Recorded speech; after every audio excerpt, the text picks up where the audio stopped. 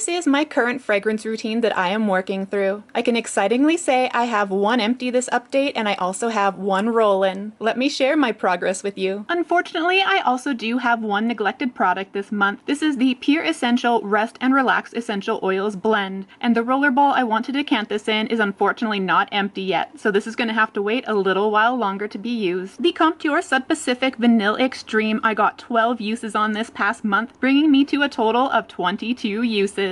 We are currently about here. This is such a sweet, sweet vanilla. If that's what you're into, I would definitely say check this out. I wish I would have paid a little more attention to the Britney Spears Midnight Fantasy perfume. I am so close to using this up. However, I did get 4 more uses on it this past month, bringing me to a total of 55. And as you can see, we are down there at that bottom line. Instead, this was the fragrance I was focusing on. This is Britney Spears, but Island Fantasy, a more fruity kind of scent. I did bring this in last month, so monthly and total uses are 28. We are currently sitting at this line here. This is the Nest Ocean Mist and Sea Salt Diffuser Refill. My challenge last month was to figure out how to exactly incorporate this into my routine. I can happily say that I not only was able to figure this out, but I managed to use this quite a few times. I dabbed this onto the skin just as you would roll on a roller ball. Since it was brought in last month, monthly and total uses are the same, and I was able to get 43 uses. These are my Mox Peppermint 100% Pure Essential Oil Nasal Sticks. I have one in my bathroom, one by my desk, and one by my bed. I reached for these 114 times in the past month, bringing me to a total of 259 uses, and all 3 are still going strong. This is the Body Shop Home Fragrance Oil in the scent Passion Fruit, and I was able to use this up in 14 uses.